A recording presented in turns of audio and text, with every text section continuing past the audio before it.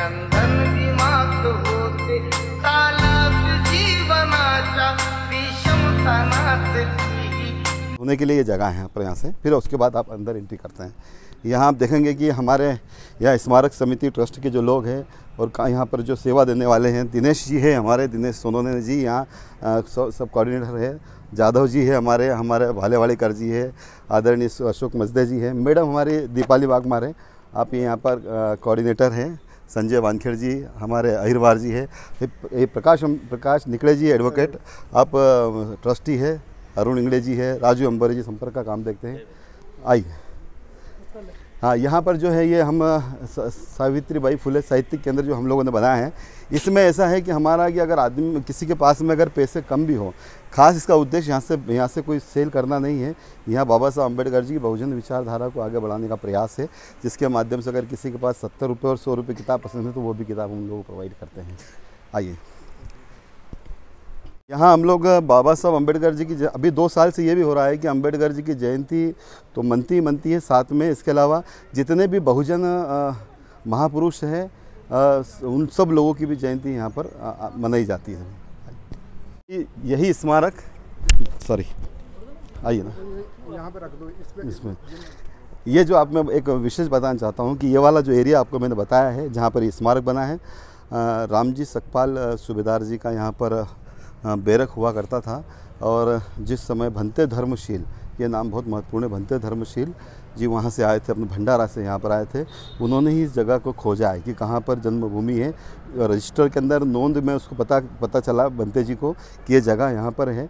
फिर उस जगह को उन्होंने कोशिश करी मिलिट्री हेडक्वार्टर सब लोगों से पता करके इस ज़मीन का लेने का प्रयास उन्होंने ही कराया। उन्हीं के ही संघर्ष के कारण ये डॉक्टर बाबा साहब अम्बेडकर मेमोरियल सोसाइटी का उन्होंने ट्रस्ट बनाया, समिति बनाई, और उसी पर उन्होंने कम से कम 1970 में जब वो यहाँ पर आए थे, 70 से लेकर 80 तक 10 साल तक उन्होंने खूब मेहनत करी, तब जाके 80 के आसपास ये अम्बेडकर मेमोरियल सोसाइटी को ये 22,500 स्क्वायर फीट ज़मीन मिली।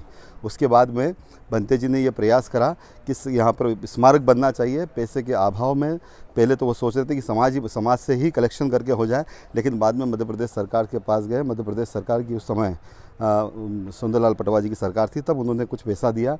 बाद में 2003 में यहाँ फिर सरकार रही, मध्य प्रदेश की सरकार, फिर उन्होंने यहाँ पर काम चालू कराया और 2008 में इस काम को, स्मारक को उद्घाटन हुआ है। लेकिन इसमें 3 फेस में काम होना था। पहला इसका स्ट्रक्चर, दूसरा उसका मार्बल और मुरल्स वगैरह लगना थे, और मूर्तियाँ, मार्बल्स और मुरल्स, और ये सारी चीज़ें लगना थी। लेकिन मुरल्स अभी बाकी है, वो लगना अभी बाकी है, उसका काम अभी बाकी है, इसमें वो काम अभी होने वाला है पूरा। आइए,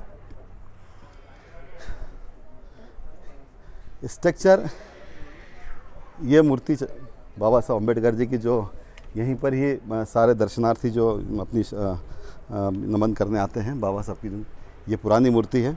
आइए, आज माता भीमाई की जयंती भी है, आज हम सब लोगों ने यहाँ उनको नमन किया है। यहाँ पर सभी महापुरुषों की जयंती, पुण्यतिथि वगैरह का कार्यक्रम हम करते ही आते हैं। आइए, जब यहाँ भंते जी आए थे तब यहाँ पर नींव ही थी, और नींव थी, पूरा डिसमेंटल हो चुका था, लेकिन नींव होने के कारण कुछ पत्थर, कुछ नींव की कुछ ईंटें वगैरह थी। उस समय पहली 14 अप्रैल आई थी, तो सब लोग यहाँ जो नमन, जिसको जो ठीक लगा उन्होंने, किसी ने कुछ रखा, किसी ने कुछ रखा, और वो बहुत ज़्यादा कुछ नहीं। आइए आप, ये हम आपको ये मुख्य जो हाल है, ये आप सामने देख रहे हैं, ये यहीं पर बाबा साहब अम्बेडकर जी के अस्थि कलश रखे हुए हैं। आइए दिखा दूँ आपको।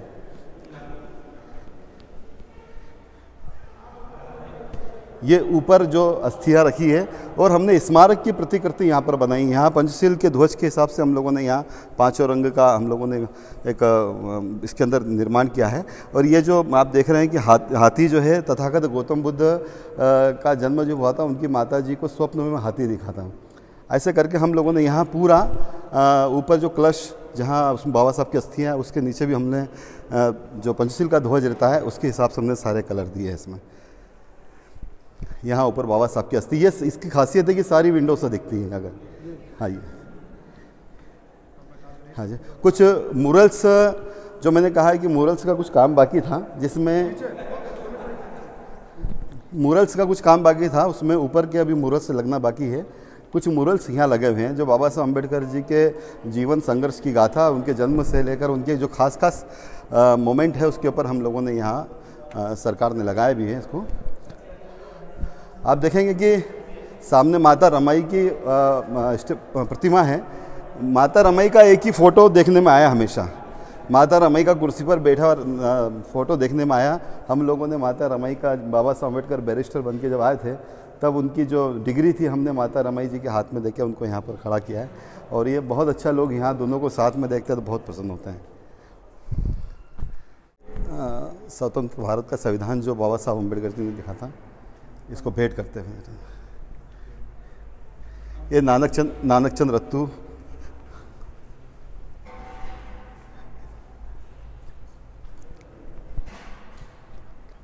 ये कोलंबिया यूनिवर्सिटी का हम लोगों ने,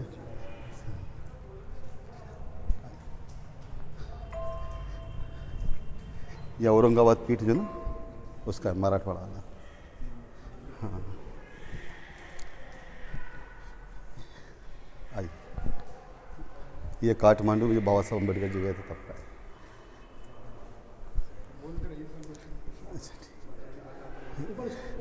अच्छा, ये डॉक्टर बाबा साहब अम्बेडकर जी का, ये हिंदू साहित्य विधेयक पारित करने वाले से दो, ये मंत्री पद की शपथ वाला है। आइए,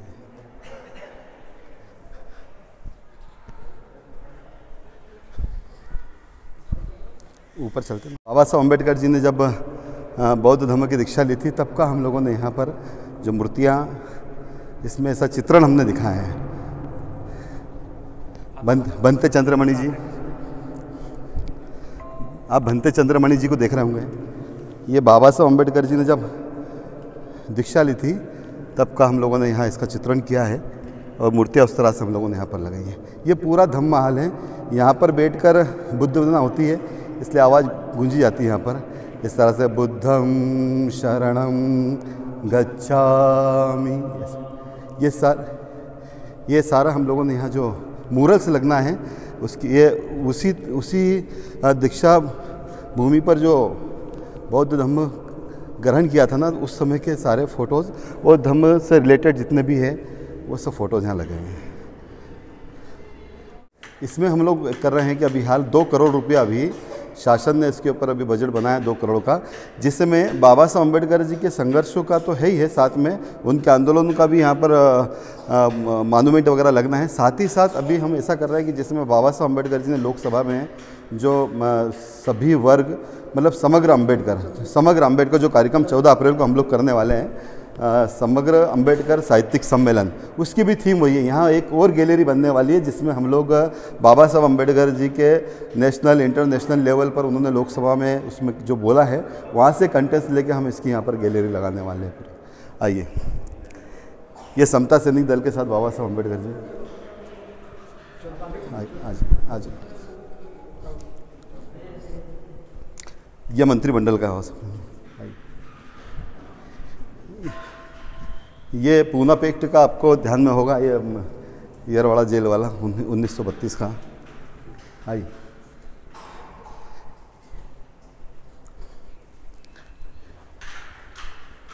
गोलमेज परिषद का माता रमाई जी के फोटोस, और ये देखिए आप, ये परसों गोलमेज थी ना उसका, ये लोकसभा का हिंदू कोड बिल पर चर्चा वाला है, आप इसको देख लीजिए। आइए, बाबा साहब अम्बेडकर जी एक बार यहाँ पर 2-3 गांव ऐसे जहाँ पर दलितों के साथ कुछ अत्याचार हो रहा था, उसमें उस सिलसिले में कोर्ट में जन्म के बाद में तभी वापस एक बार और आए थे वो यहाँ पर। यहाँ आने के बाद में ये इंदौर का रेसिडेंसी का एक फ़ोटो है जहाँ शासकीय अधिकारी का नेता लोग रुकते हैं ना, वो जगह है यहाँ, जब मंत्री मिनिस्टर रुकते हैं वहाँ की जगह है। यहाँ बाबा साहब अम्बेडकर सरकारी रेसिडेंसी में रुके थे और कोर्ट में केस लड़ने के लिए आए थे। उसके बाद वो एक बार यहाँ ज़रूर आए थे, यहाँ पर भी आए थे और इंदौर में भी थे। ये कार्यकर्ताओं के साथ कर्नाटक में बैठे हैं। यहाँ हम लोग जैसे अभी कोरोना के कारण हम लोगों ने बंद कर रखा है, यहाँ पर जितने भी दर्शनार्थी आते हैं उन लोगों को फ्री फूड अवेलेबल करते हैं हम लोग। अब उनकी यहाँ जैसे आसपास कैंट एरिया होने के कारण आसपास क्या है कि 4-5 किलोमीटर तक कोई जगह नहीं है, रेस्टोरेंट वगैरह नहीं है, तो जितने भी दर्शनार्थी आते हैं उन लोगों को फ्री फूड अवेलेबल हम लोग यहाँ कराते हैं। वापस इसको चालू कर रहे हैं, कोरोना के कारण इसको बंद किया था। आइए, इस वीडियो को जो अभी आपने भ्रमण किया है जन्मभूमि का, इसको ज़रूर शेयर करें और अपनी राय ज़रूर व्यक्त करें।